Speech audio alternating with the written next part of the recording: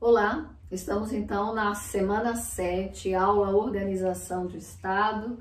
O tópico que vamos abordar agora são regiões administrativas. A gente já viu os entes, o que é a federação, a gente já viu como se caracteriza a Federação Brasileira, já estudamos os entes federativos, já estudamos territórios que não são entes federativos, mas que têm um papel importante nesse desenho, nesse capítulo da Constituição. Agora nós vamos falar sobre regiões administrativas ou de desenvolvimento.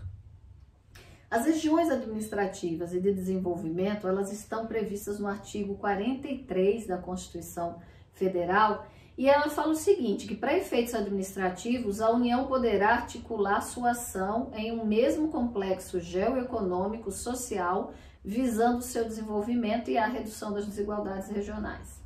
As regiões, então, têm um papel importante para se materializar políticas públicas em determinados locais onde se busque melhorar o desenvolvimento, diminuir desigualdade e ampliar determinadas políticas públicas, sejam elas de caráter social ou de caráter econômico.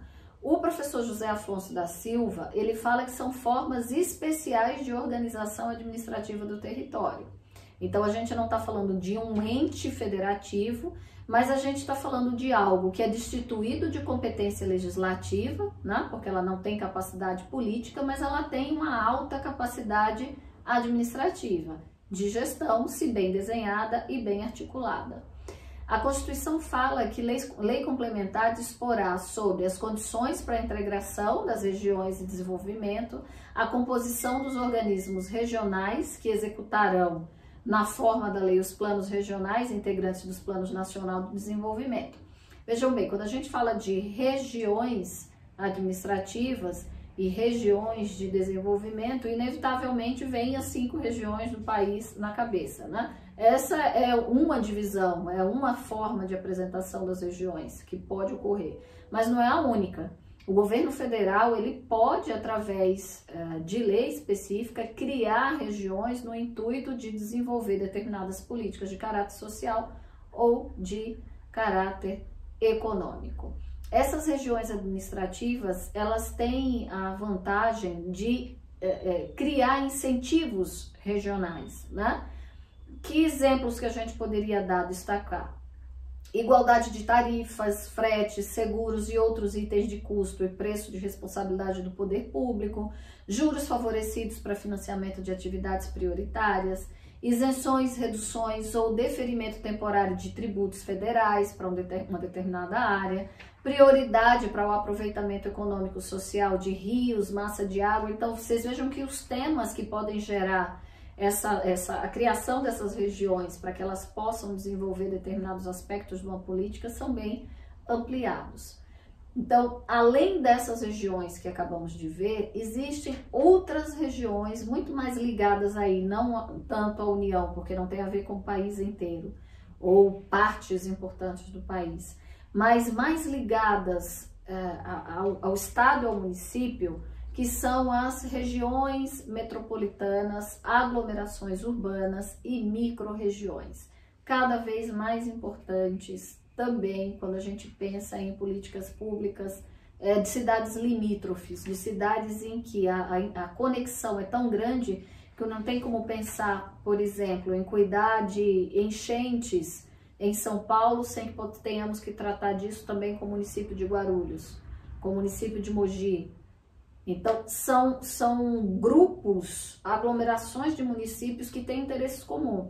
Resíduo sólido, né? O que fazer, né? E como atender a norma nacional que trata da política pública de adequado direcionamento do resíduo sólido. Muitas vezes os municípios estão ali um do lado do outro, o problema é o mesmo e se juntar a esses municípios, a solução é melhorada.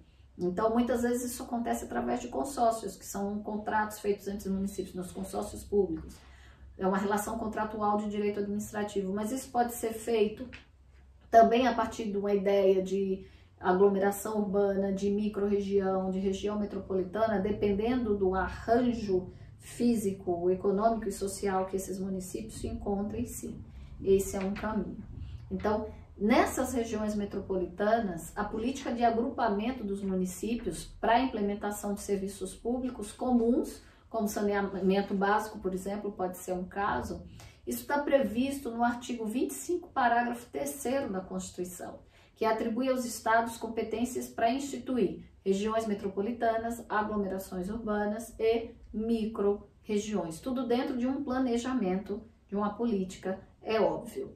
Quem são os legitimados para criar esses institutos?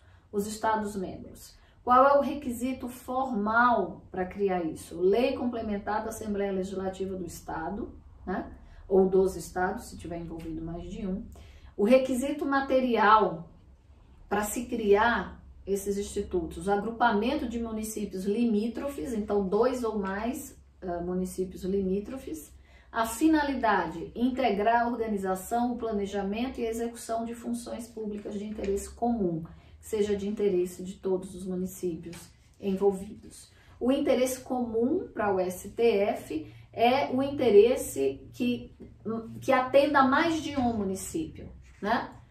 É um interesse dependente, concorrente, confluente e integrado entre esses municípios.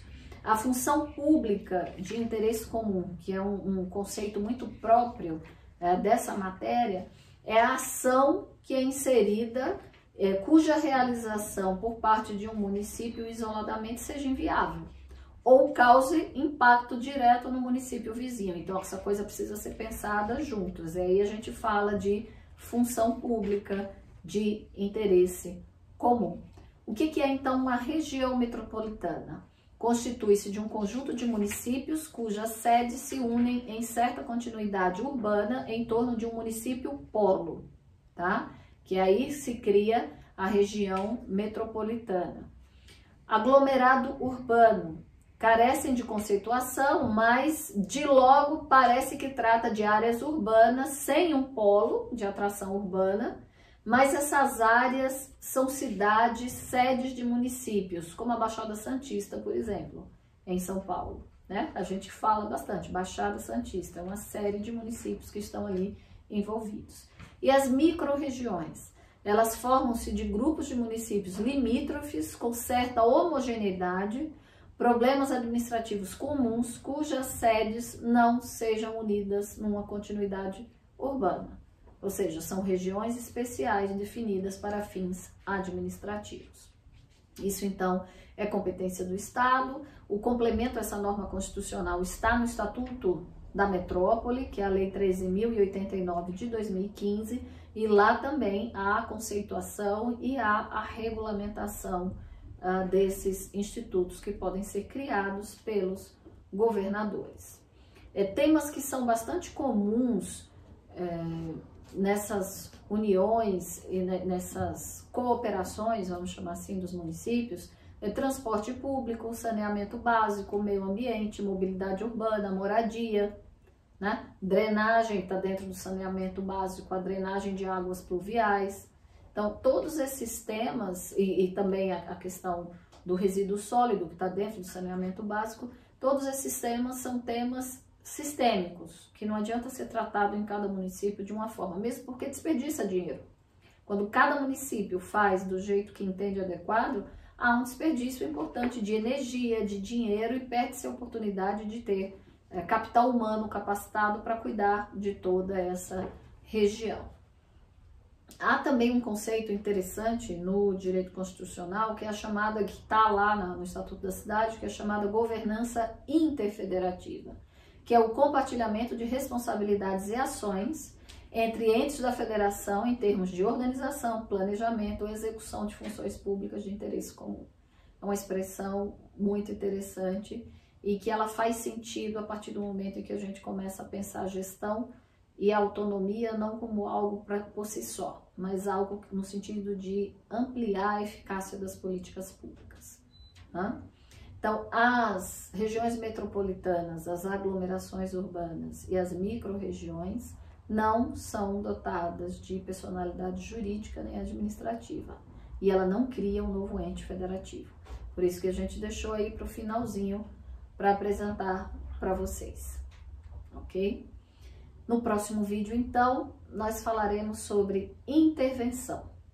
E aí nós encerraremos o ciclo de organização do Estado da nossa aula 7. Continue conosco no próximo vídeo, intervenção. Obrigada.